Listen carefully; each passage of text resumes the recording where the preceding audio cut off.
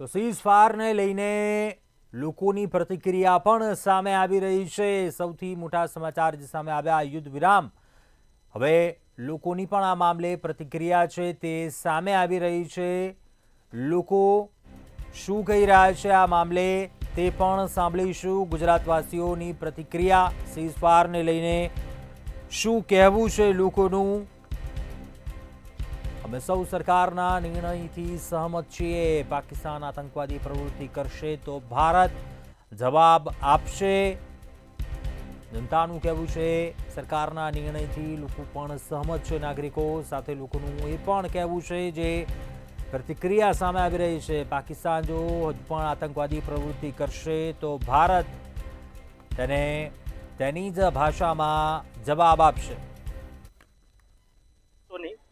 શું કહેશો, ખાસ તો ભારત અને અમેરિકાના શું કહેશો રાજકોટવાસી તરીકે? અત્યારે એક પ્રકારે યુદ્ધની સ્થિતિ સર્જાઈ હતી, જે પ્રકારની ઘટના પહેલગામ યુદ્ધ કોઈ પણ સંજોગોમાં ન થવું જોઈએ એવું મારું માનવું છે। સીઝ ફાયર થયું, બહુ સારું વસ્તુ થઈ છે।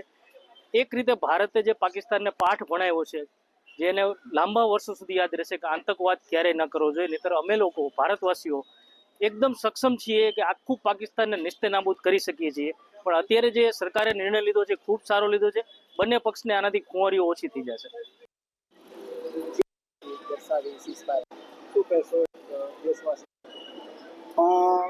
આજે સીઝ ફાયર થયું છે એ બંને દેશો માટે સારું જ છે, કારણ કે જો યુદ્ધ થાત તો બંને દેશો ઘણા પાછા ધકેલાઈ જાત અને યુદ્ધ કરવાનું ન હોય, પણ પાકિસ્તાન ક્યાંક ને ક્યાંક ન સમજતું, એટલા માટે તેના યુદ્ધનો પ્રારંભ કરવો પડ્યો છે। માને છે સીઝ ફાયરનું પણ માન રાખશે ભારત દેશ, પણ જો પાકિસ્તાન તરફથી ફરીથી પણ કોઈ નાપાક હરકત થઈ કે જેમ ગયા દિવસોની અંદર જે આપણે એના આતંકી જે કાંઈ કેમ્પો છે એને ઉડાડ્યા ને એને આપણા સિવિલિયન સુધી, ભારતના સિવિલિયન સુધી હુમલાઓ કર્યા છે અને એનો જવાબ ભારતીય સેનાએ પરિપૂર્ણ રીતે આપ્યો છે, તો આ સીઝ ફાયરનું ભારત પણ આવકારે છે, ભારતના લોકો પણ આવકારે છે। પણ જો ભવિષ્યમાં હજી પણ કાંઈ જો સીઝ ફાયરનું ઉલ્લંઘન કર્યું અથવા આવું કર્યું તો સેના એની રીતે સંપૂર્ણ જવાબ આપશે અને સમગ્ર ભારત દેશ સેનાની સંપૂર્ણ રીતે સાથે છે।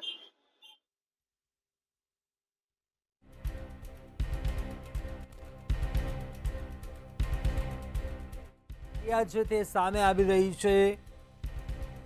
સમાચાર આવ્યા સીઝફાયરને લઈને લોકો પણ સરકારના નિર્ણયથી સહમત હોવાનું જણાવી રહ્યા છે।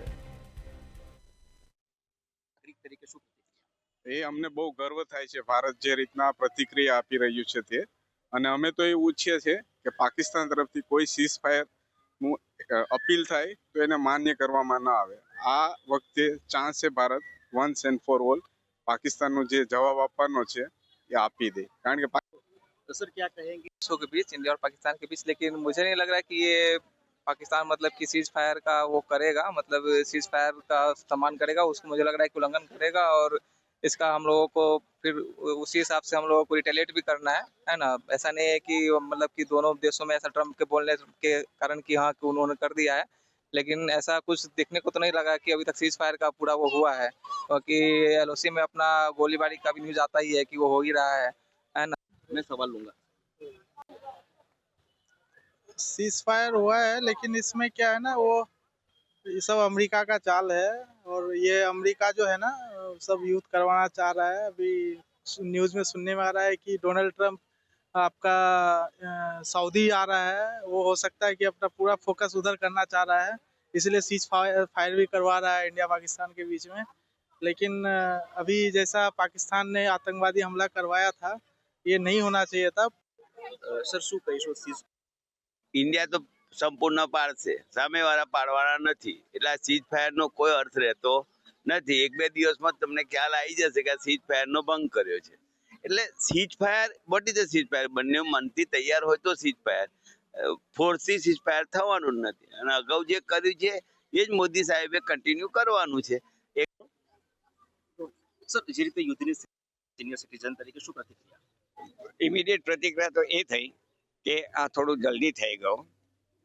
મને એમને એમ લાગે છે કે આ પાકિસ્તાનમાં ઘૂસીને જ એનો નિવેડો લાવવો જોઈતો હતો, પણ હવે મહાસત્તાએ જે ઇન્ટરફિયર થયું છે તો તો એની અંદર કંઈક તથ્ય તો હશે જ. મોદી એમને એમ તો નહીં જ માને. અને બીજું એ છે કે મોદી એ બી કહ્યું કે ભાઈ એટલે કે આપણી તરફથી કે ભાઈ હવે બીજી વાર થશે આતંકવાદનું તો અમે એનો યુદ્ધ જ સમજશું અને અમે એનો જડબાતોડ જવાબ આપીશું. આપનું નામ?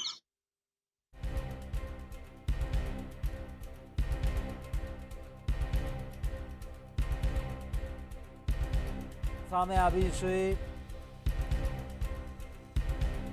પાકિસ્તાન આતંકવાદી પ્રવૃત્તિ કરશે, જો હજુ પણ આ પ્રકારની કોઈ હરકત કરશે કે કૃત્ય કરશે તો તેને તે ભાષામાં જ જવાબ આપશે. સીઝફાયરને લઈને આ ગુજરાતવાસીઓની પ્રતિક્રિયા સામે આવી છે.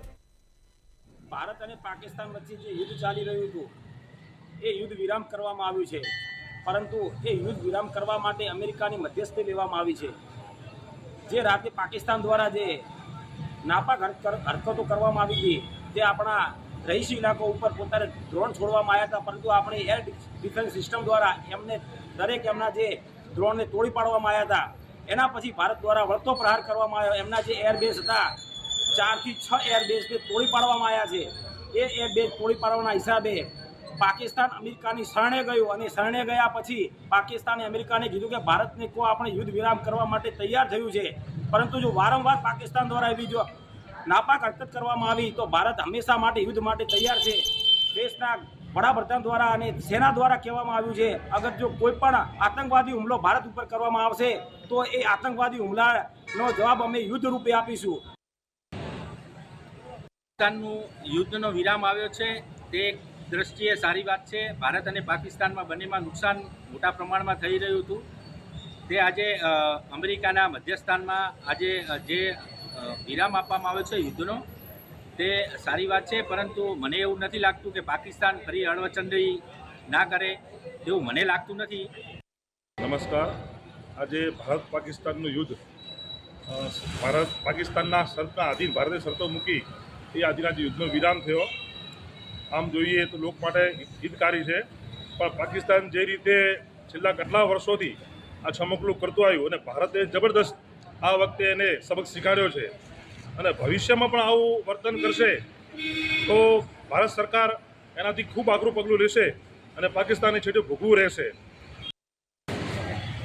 અત્યારે સમાચાર સાંભળવા મળે છે કે ભારત પાકિસ્તાન જે વિરામ આપવામાં આવે છે. અહીંયા બનાસકાંઠાની વાત કરવામાં આવે તો યુદ્ધ ખરેખર પાકિસ્તાન દ્વારા કેમ બંધ કરવામાં આવ્યું? કારણ કે એને સવારે આપણી ભારત તરફથી જોરદાર હુમલો કરવામાં આવ્યો અને એર ડિફેન્સ તોડી નાખવામાં આવી, એટલે એ અમેરિકા પાસે ગયું અને એના લીધે ભારતે યુદ્ધ વિરામ આવ્યું. પરંતુ ભારતે પોતાની શરતોને આધીન યુદ્ધ વિરામનો જાહેર કર્યું છે, જેમાં જો કોઈ પણ આતંકવાદી હુમલો થશે તો ભારત એને કોઈ પણ પ્રકારે છોડશે નહીં. અને આજે સરહદી તાલુકા બનાસકાંઠામાંથી હું વાત કરી રહ્યો છું તો એમ કહું કે બનાસકાંઠા સરહદી જિલ્લો તમામ કક્ષાએ સરકાર સાથે તૈયાર હતો અને બ્લડ ડોનેશન કેમ્પમાં હજી 111 બોટલ તો બ્લડ ડોનેટ સરકારી કર્મચારીઓ, હિન્દુ મુસ્લિમ લોકોએ પણ સાથે રહી અને બ્લડ ડોનેટ કર્યું હતું. ભારત સરકાર દ્વારા જે સ્વિચ ફાયર કરી અને યુદ્ધ વિરામ જે કર્યો છે એ બંને દેશ માટે સારી વાત છે. આ વખતે છેલ્લા 3-4 દિવસથી ભારત અને પાકિસ્તાન વચ્ચે જે યુદ્ધ ચાલતું હતું એ યુદ્ધમાં ભારતના સૈનિકો જડબાતોડ પાકિસ્તાનને જવાબ આપતા હતા અને પાકિસ્તાનને પણ ખબર પડી ગઈ હતી કે આ વખતે આપણું કંઈ ચાલે એવું નથી. માટે પાકિસ્તાને જે પોતાના હથિયાર હેઠા મૂકી અને યુદ્ધ વિરામ કર્યો છે એ બંને દેશ માટે સારી વાત છે. અને આ વખતે ભારતીય સૈનિકો દ્વારા જે પાકિસ્તાન અહીંયા બનાસકાંઠાની જે બોર્ડર ઉપર જે રીતે ખડે પગે ઊભા રહીને જવાબ આપવા માટે તૈયાર હતા એ પાકિસ્તાનને ખબર પડી ગઈ કે આપણો આ વળતા પાણીએ કંઈ આવવાનો નથી. એટલા માટે કરી પાકિસ્તાન આપોઆપ સમજી ગયું છે કે હવે આપણે હથિયાર હેઠા મૂકીને ઘરમાં બેસી રહેવું સારું છે. હવે જોઈએ આ પાલન પાકિસ્તાન કેટલા દિવસ ચલાવે છે તે જોવા માટેનો રહ્યો. બાકી બંને દેશ માટે જે યુદ્ધ વિરામ થયું છે એ સારી વાત છે. માટે પાકિસ્તાન પોતાના ઘરમાં બેસી અને પોતાનું ઘર સંભાળે એ સારું છે. જય હિન્દ.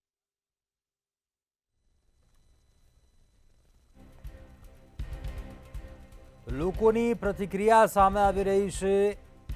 સીઝફાયર જે નિર્ણય આખરે આવ્યો છે ભારત અને પાકિસ્તાન જે તણાવભરી પરિસ્થિતિ હતી, પાછલા કેટલાક દિવસોથી બંને દેશો જે યુદ્ધની અણી પર ઊભા હતા, ત્યારબાદ જે અહેવાલ સામે આવ્યા સીઝફાયરને લઈને યુદ્ધ વિરામ, હવે ક્યાંક લોકો પણ આ નિર્ણયને આવકારી રહ્યા છે, સાથે જે લોકોનું તે પણ કહેવું છે જો પાકિસ્તાન હજુ પણ નહીં સુધરે, જો હજુ પણ આતંકવાદને જો કદાચ પ્રોત્સાહન આપશે તો તેને તે જ ભાષામાં જવાબ આપશે.